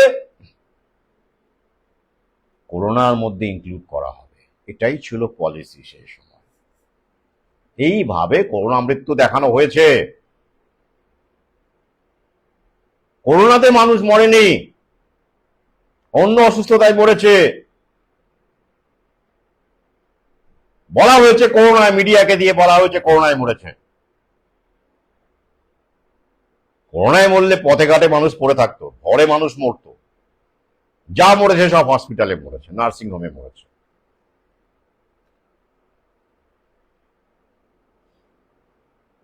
তো তাহলে করোনায় মরেছে লোকে ধরে বসে আছে, তো ব্যাপারটা ওই রকম। কি ফাউলেরি অ্যামিবা, লেগলেরি ফাউলেরি, ওটাতে নাকি কি হচ্ছে, মেনিনজিওএনসেফ্যালাইটিস হচ্ছে। আমি আগের ভিডিওতে বলেছি, নাক দিয়ে ঢুকে যাচ্ছে সাঁতার কাটতে কাটতে বা জলে, মগজ খেয়ে নিচ্ছে। মিডিয়া বললো, আপনি বিশ্বাস করে নিলেন, ওটা ওই অ্যামিবার জন্য হচ্ছে। ওই যেমন করে করোনা বলেছিল করোনায় মরছে, আপনি বিশ্বাস করেছিলেন, আর ভ্যাকসিন নিতে দৌড়েছিলেন ভয়ে আতঙ্কে। ঠিক একই রকম ভাবে এখানে মিডিয়া বলছে যে অ্যামিবার জন্য মরছে, আর বিশ্বাস করে নিলেন দালাল মিডিয়াকে। মিডিয়া হইতে সাবধান, সবই কর্পোরেট হাউস, ইন্ডিপেন্ডেন্ট মিডিয়া নেই আমাদের দেশে। আমাদের মতো কিছু অধম লোকজন আছে, তারা ঘরে খেয়ে বোনের মোষ তাড়ায়, মানে পুরনো প্রবাদ আর কি বলে। আমাকে ছোটবেলায়, মানে কলেজ লাইফ থেকেই, স্কুল থেকেই এটা শুনতে হয়েছে। প্রিয়জনরা বলেছে ঘরের খেয়ে বোনের মোষ তাড়াই নাকি আমি। তো যাই হোক, কি তাড়াচ্ছি সেটা আমি জানি, আপনারা জানেন। তো তাছাড়া কেউ বলবে না আপনাদের এই মিডিয়ার কীর্তিকলাপ, মিডিয়াকে ফান্ড করে রয়টার কি, রয়টার পৃথিবীর সবচেয়ে বড় মিডিয়া, তারা ফ্যাক্ট চেকিং করে। রয়টারের প্রতিষ্ঠাতা, তার নাম রয়টার, তিনি ইহুদি ছিলেন, জায়নিস্ট শক্তির প্রতিনিধি। কিভাবে তিনি এত বড় সংবাদপত্রের মালিক হলেন এগুলো তো আমি জানি, আমরা জানি, এ নিয়ে ভিন্ন ভিডিও করেছি। রয়টার আর সমস্ত মিডিয়া, বাজার করা আনন্দ বলুন আর যেই বলুন, সব দেখবেন মালিক কর্পোরেট হাউস। তারাই ভ্যাকসিনে ইনভেস্ট করছে, শেয়ারে ইনভেস্ট করছে, ইন্স্যুরেন্সে ইনভেস্ট করছে, হেলথে ইনভেস্ট করছে, তারাই আবার মিডিয়া ইনভেস্ট করছে। তো তো রিলেটেড। তো আপনার যদি যে মিডিয়া মালিক, সে হেলথেও মানে ওষুধেও ইনভেস্ট করেছে, ইন্স্যুরেন্সে ইনভেস্ট করেছে, ভ্যাকসিনে ইনভেস্ট করেছে, শেয়ার কিনে রেখে দিয়েছে, সে তো প্যানিক বাজিটা ওখানে করবেই, এমনিতেই করবে। তার উপরে আবার তো ভ্যাকসিনের যারা বিল গেটসের মতো লোকজন, তারা তো আবার এখানে ফান্ডিং করে, পয়সা দেয়, সেটা তো আছেই। পাশাপাশি নিজের ইন্টারেস্টও আছে। আপনি কি করবেন ভাবুন তো, আপনি একজন মিডিয়ার মালিক, যে জি হোক আর যাই হোক, আপনি একটা বড় মিডিয়া হাউসের মালিক, পাশাপাশি আপনি হেলথ কেয়ারেও ইনভেস্ট করেছেন, ড্রাগে ইনভেস্ট করেছেন, অমুক ফার্মাসিউটিক্যালসে ইনভেস্ট করেছেন, সিরাম ইনস্টিটিউটে ইনভেস্ট করেছেন, শেয়ার কিনেছেন, এরকম একজন। বা আপনি নিজেই এমন একজন বিজনেস ম্যাগনেট যে সব ক্ষেত্রে আপনার ব্যবসা আছে, মিডিয়াতেও আপনি আছেন, ইন্স্যুরেন্সেও আছেন, হেলথ কেয়ারেও আছেন, শিপিং এও আছেন, এমন টাটা, সব ক্ষেত্রে আছে। হুম হুম আছে। তো সেই রকম আপনি একটা হলেন। এবার আপনার মিডিয়াও আছে, সেখানে লেখা টাটা লেখা থাকবে না, কিন্তু মিডিয়াতে আম্বানি লেখা থাকে, আদানি লেখা থাকে, থাকে না, কিন্তু মালিক ওরাই। লেখা থাকে অমুক নিউজ, স্টার নিউজ, এবিপি আনন্দ, এসব লেখা থাকে। কিন্তু ওনারটা খোঁজ করবেন, এখন তো ইচ্ছে করলেই আপনি গুগলে পেয়ে যাবেন, এআই এসে গেছে, ফোন নাম্বারও থাকে। বিশ্বাস না হলে ফোন করে বা অফিসে গিয়ে দেখে আসবে, জেনে নেবেন, সমস্ত কিছু পেয়ে যাবেন।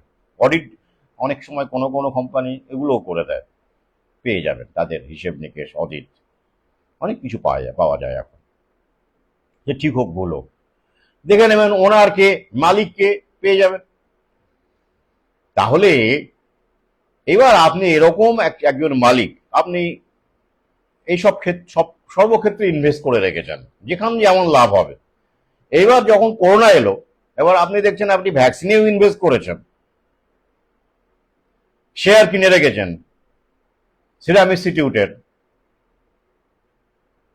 এবার আপনি আপনার মিডিয়াতে প্যানিকবাজি করবেন কি করবেন না বলুন দেখি।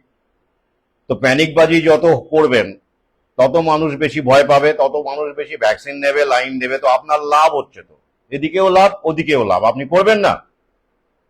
খেলাটা তো বুঝতে হবে, মিডিয়াটা কারা? আকাশ থেকে পড়া দেবতা? আর দ্য গডস আর ডেমিগডস? না, তারা ব্যবসায়ী, বিজনেসম্যান, কর্পোরেট হাউস। আমাদের দেশের এমন আর কোনো মিডিয়াই নেই যেটা ব্যক্তি মালিকানার অধীনে নয়। ডিডি নিউজ ফিউজ কি সব আছে, ও আর কেউ দেখে না, উঠে গেছে, ধরে রাখো। কারা চালাচ্ছে এখন মিডিয়া? এইসব মিডিয়া ব্যারনরা চালাচ্ছে। তো তারা কিরকম খবর দেবে? বুঝতেই পারছেন কিরকম খবর দেবে। তাই আমাদেরকে ইন্ডিপেন্ডেন্ট রিসার্চার, যারা দালালদের দ্বারা বিকৃত হয়ে যাননি, তাদের উপর ভরসা করতে হয়। সেসব বিজ্ঞানী যারা বিপদের ঝুঁকি নিয়ে লড়াই করেন, অ্যান্ডি ওয়েকফিল্ডের মতো গবেষক, রবার্ট এস মেন্ডেলসনের মতো চিকিৎসক, আর এই যে আজকে যে রেবেকা ব্র্যান্ডম্যান, এইরকম মানুষ, ব্যতিক্রমী মানুষ, তাদের উপর নির্ভর করতে হয় সত্যটা জানার জন্য। সত্যটা আমরা অনুভব করতে পারি, বিশ্লেষণ করতে পারি যে হ্যাঁ এটা ক্ষতিকারক, বোঝা যাচ্ছে, কিন্তু এই যে ডেটাগুলো আপনি পাবেন কোথা থেকে, স্ট্যাটিস্টিক্স গুলো, আপনি তো এই স্টাডিটা আপনি একা কন্ডাক্ট করতে পারেন না, এরাই পারে। এদের ধন্যবাদ জানাই যে এই সত্যগুলো ওরা সামনে আনছে। তো একই রকম ভাবে অ্যামিবা নামটা দিয়ে ব্রেন ইটিং অ্যামিবা ওই গল্প করে ফাউলেরি নামক অ্যামিবাকে ভয়ঙ্কর একটা, ওই যে মানুষ টার্মিনোলজি খায় টার্মটা বোঝে, ওরে বাপরে বাপ, হ্যাঁ কি পাম, প্রাইমারি অ্যামিবিক মেনিনজিওএনসেফ্যালাইটিস পাম, তাই তো স্ট্যান্ডার্ড নাম, জার্গন, মেডিকেল জার্গন। আর ভদ্রলোক, পড়াশোনা করা ভদ্রলোক দেবেন এগুলোতে খুব ইমপ্রেসড হয়। আপনি ডিমের চপ বলুন, ডিমের chop, devil, devil, yes devil, standard হয়ে গেল না? হ্যাঁ, ব্যাপারটা ওই রকম। তো আলু ভাজা বলুন, ওটা তো আলু ভাজাই রে বাবা, সে আপনি মাখনে ভাকুন আর ভাজুন আর যাই ভাজুন, ডাল যাই ভাজুন, ওটা আলু ভাজা। তো আপনি কি বলবেন? ফ্রেঞ্চ ফ্রাই, এমন হয়ে গেল না স্ট্যান্ডার্ড? ব্যাপারটা ওই রকম। হট ডগ, ওরে বাপ রে বাপ, ওগুলো ওসব জগৎ বহু আগে ঘুরে টুরে খেয়ে, হ্যাঁ, হেলে দুলে বেরিয়েছি এসব জগতে এক সময়। সাহেব সুবোধের সঙ্গে আড্ডা, লাঞ্চ, ব্রেকফাস্ট, বহু দেখেছি ওসব। আর দেখেছি বলেই এত কনফিডেন্টলি বলতে পারি দুটো জগতে দেখা। গ্রামেগঞ্জের পুকুর ডোবা, সেখানেও আমার এখনো যাতায়াত, ছোটবেলাতে তো ছিলই, আবার বড় হওয়ার পরে, সাবালক হওয়ার পরে, ডিগ্রি টিগ্রি অর্জনের পরে এই 5 তারার জগৎটাও দেখেছি। দ্রৌপদী বইটিতে একটি গল্প আছে, পড়ে দেখবেন। আমার প্রথম বই, যেটা অনুবাদ করে আমি বাইরে গিয়েছিলাম ইউরোপে। যারা বইটি পড়েননি তাদের, যারা গল্প পড়তে ভালোবাসেন, সেখানে করোনার 2013-14 সালে প্রকাশিত বই, তো করোনার গল্প থাকবে না, কিন্তু ওটা আমার সাহিত্যিক সত্তা, তারও তো। তো সেই গল্পগুলো কোনোটাই কিন্তু ফেলনা গল্প নয়। আমি কখনো ফেলনা লেখা লিখিনি, বটতলার লেখা লিখিনি। সেখানে একটা গল্প আছে, 5টি তারার তিমির, 5 স্টার। সেই 5 স্টার লাইফের কি হয়, কি ঘটে, কল্পনা করে নয় কিন্তু, একদম বাস্তবে বিভিন্ন রকম দৃশ্য দেখার পরে, দৃশ্যপট দেখার পরে ওই গল্পটা লেখার ইচ্ছে হয়েছিল। গল্পটির নাম 5টি তারার তিমির। 5টি তারা কেন? ওই যে 5 স্টার। কি অনুকরণে নামটা করেছিলাম দেখবেন, একটা কাব্যগ্রন্থ আছে জীবনানন্দ দাশের, আমার প্রিয় কবি, 7টি তারার তিমির।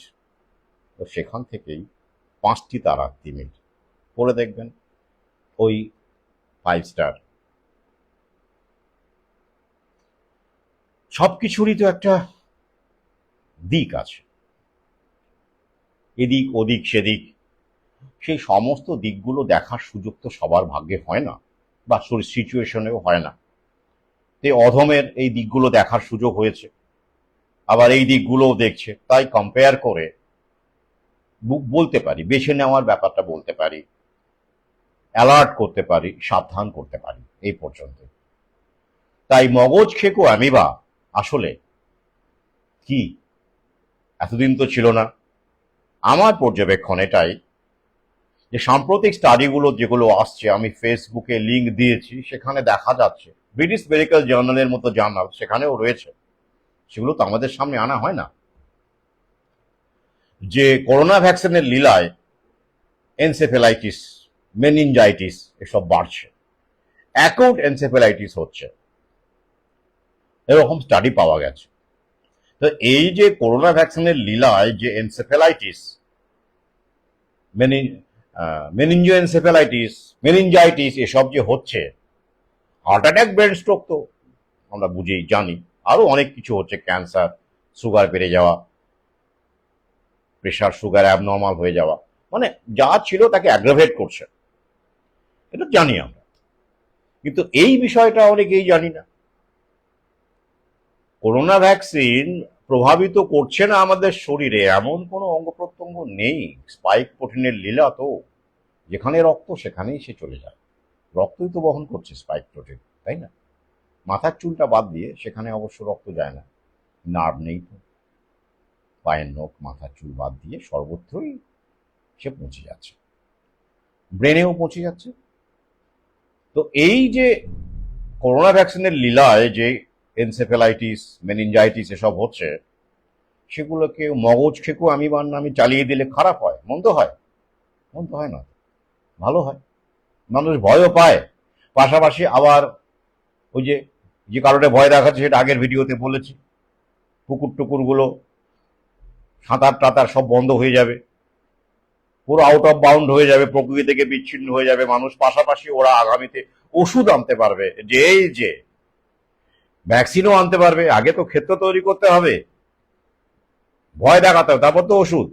ফালতু ওষুধ তৈরি করবে কেন, ইনভেস্ট কেন করতে যাবে? আরে কিছু হলে তো খরচা হয়। তাকে ক্ষেত্র তৈরি করে দেওয়া, প্ল্যানিং বাজি করে বলবে এইবার যখন মানুষ ভয় পাচ্ছে, দেখছে কত মানুষ ভয় পাচ্ছে, ওরা সব স্টাডি করছে, সোশ্যাল নেটওয়ার্কিং এ দালালদের লাগিয়ে দিয়েছে, ইউটিউবারদের লাগিয়ে দিয়েছে, ফেসবুকিয়ানদের লাগিয়ে দিয়েছে, ভয় দেখাও ভয় দেখাও, মিডিয়াকে লাগিয়ে দিয়েছে। তারপর দেখছি যে হ্যাঁ 10% মতো মানুষ মনে হচ্ছে ভয় পাচ্ছে, তাহলে যদি আমরা একটা ওষুধ লঞ্চ করি, ভ্যাকসিন লঞ্চ করি, তাহলে মোটামুটি চলতে পারে। তো এটাকে আরো প্যানিকবাজি করে যদি 20% নেওয়া যায়, তাহলে প্রফিট মার্জিনটা ভালো থাকে। লেটস সি, ব্যাপারটা ওই রকম, ওরা দেখে নেয়, বাজার দেখে নেয়। যখনই দেখলো মানুষ আর ভয়টায় পাচ্ছে না, করোনা 3rd ডোজের পরে বন্ধ হয়ে গেল, আমেরিকায় 4th ডোজ দিয়েছে, আমাদের কিন্তু আর আনেনি, উৎপাদন বন্ধ করে দিয়েছে। কেন? মানুষ আর ভয় পাচ্ছিল না। তো হয়ারেস ওরা কিন্তু রেডি রেখেছিল যে মানুষ হয়তো আবার ভয় পাবে, আবার ডোজ নেবে। শুধু তাই নয়, second generation corona vaccine, second generation nucleic acid, যেটা এটা নিয়ে আমি ভিন্ন ভিডিও করেছে, সেটাও ওরা এখনো রিসার্চ চালিয়ে যাচ্ছে, বলছে ওরা দাবি করছে ভ্যাকসিন জেনারেশন নাকি হবে। প্রোডাকশন এখনো শুরু হয়েছে বলে আমার মনে হয় না, করেও রেখেছে হয়তো, কিন্তু বাজারে আনছে না কেন? মানুষ নেবে না এখন, ওরা জানে, ওরা বাজার দেখে বুঝে গেছে, তাই ওরা এখন ইনভেস্ট করবে না ওখানে। মানুষ আর ভয় পাচ্ছে না। প্যানিকটা দরকার, প্যানিক ছাড়া ওই মেডিকেল ব্যবসা চলে না, মেডিকেল বিজনেস চলে না। প্যানিকটাই হচ্ছে মূল মন্ত্র। আপনি নির্ভীক হন। ওই জন্য ওরা ঈশ্বর কুসংস্কারকে সবসময় মার্ক্সবাদীদের দিয়ে বা একে দিয়ে উড়িয়ে দেয়। কেন বলুন তো? একটা কারণ, এটা বিভিন্ন ভিডিও আছে। আপনি যদি ঈশ্বরে বিশ্বাস করেন, আপনি কুসংস্কার হোক সংস্কার হোক যাই করুন, ধরুন আপনার কোনো জায়গায় একটা ব্যথা হচ্ছে বা মাথা ব্যথা করছে, আপনি ভগবানকে ডাকলেন, তার মানে এই নয় আপনি ভালো হয়ে গেলেন, এমন নয় কিন্তু। ভগবানকে ডাকলেই আপনি ভালো হয়ে যাবেন এমন বলিনি কিন্তু। ভগবানকে ডাকলেন, আপনি ওষুধপত্র গেলেন না, টেস্ট করলেন, আপনার 99% চান্স আছে যে আপনি সত্যি ভালো হয়ে যাবেন, কারণ শরীর সারিয়ে দেবে। 1% চান্স আছে যে আপনার সিরিয়াস কিছু হতে পারে। এটাই কিন্তু বাস্তব, আমার নিজের জীবন দিয়ে আমি জানি। তাহলে আপনি যখন প্রকৃতিতে বিশ্বাস করছেন, আপনি সেভাবে খাদ্য খাচ্ছেন, বা আপনি ঈশ্বরে বিশ্বাস করছেন, কুসংস্কারে বিশ্বাস করছেন, চরণামৃত খাচ্ছেন, খেয়ে ভাবছেন আমার মাথা ব্যথা ভালো হয়ে যাবে, প্ল্যাসেবো, এটা নিয়ে আমার লেখা আছে, মানে আলোচনাও আছে। এতে করে কিন্তু একটা সিক্রেশন হয় আমাদের শরীরে, হরমোনের, পজিটিভ এফেক্ট নিয়ে আসে। তো আপনার মধ্যে বিশ্বাস গাঢ় হয়, এই গাঢ় হয় বিশ্বাস, তাহলে কিন্তু শরীর সেলফ কিওর মেকানিজম শুরু করে দেয়। তাই 99 এবং তারও বেশি পার্সেন্টের সুযোগ আছে যে আপনি ভালো হয়ে যাবেন। এটাই হলো বিশ্বাসের মহত্ব। হ্যাঁ, আর ওই জন্য ওরা বিশ্বাসের ভাইরাস বলে। একজন লিখেছিলেন, একজন ওই বাংলা একজন ব্লগার, একটা বই আছে, বিশ্বাসের ভাইরাস। আমি বলি না, আমি বলি বিশ্বাসের অমৃত। কেন বলি? এখানে ফিজিওলজির সঙ্গে যোগাযোগ আছে, আমাদের বিশ্বাসের যোগাযোগ আছেই। এটাই তো রহস্য, এটাই তো ভাইটাল ফোর্স। এটাই তো আমরা জানি না, জানার চেষ্টা করি না, আমাদের জানতে দেওয়া হয় না। তো এটা যদি আপনি করেন, গভীর বিশ্বাস, আপনার শরীর যদি সিক্রেশন শুরু করে দেয় বিশ্বাসের ড্রাইভে, তাহলে আপনার রোগ কিন্তু সেরে যাবে, সেলফ কিওরে চলে যাবেন আপনি। এই চরণামৃত খেয়ে ভালো হয় দেখবেন, অনেক ঘটনা আছে, সব মিথ্যে নয় কিন্তু। ওরা কিন্তু প্রতিবাদ করে, বলে বিজ্ঞান চরণামৃত খেয়ে ভালো হয়, ফালতু প্রচার। অপপ্রচার, ধ্বংস করো। না, ওই যে অমৃত, ওটা খেয়ে সত্যি ভালো হয় না, ওটার মধ্যে কিছু নেই। কি আছে? ওই যে আপনি বিশ্বাস করছেন, দৃঢ় বিশ্বাস, সেটার ফলেই আপনার থেকে শরীরে সিক্রেশন হচ্ছে। এ নিয়ে আমার ভিন্ন ভিডিও আছে, এখানে আলোচনা করলে বহু সময় লেগে যাবে, দেখে নেবেন। সেটা ওরা চাইবে সেই বিশ্বাস? ওদের কাছে সর্বনাশ সেটা, কারণ আপনি টেস্টও করাবেন না, ডাক্তারও দেখাবেন না, আপনি ভালো হয়ে যাবেন। বড়জোর কিছু খাবার দাবার এই প্রাকৃতিক। গ্রিগরি রাসপুটিন পড়ুন, যারা এখনো পড়েননি, সেখানে অনেক কিছু ভাবনার রসদ পাবেন, অনেক তথ্য পাবেন। গ্রিগরি রাসপুটিন প্রাকৃতিক চিকিৎসক ছিলেন, তার এই পরিচয়টা আমাদের জানানো হয় না, চেপে দেওয়া হয়।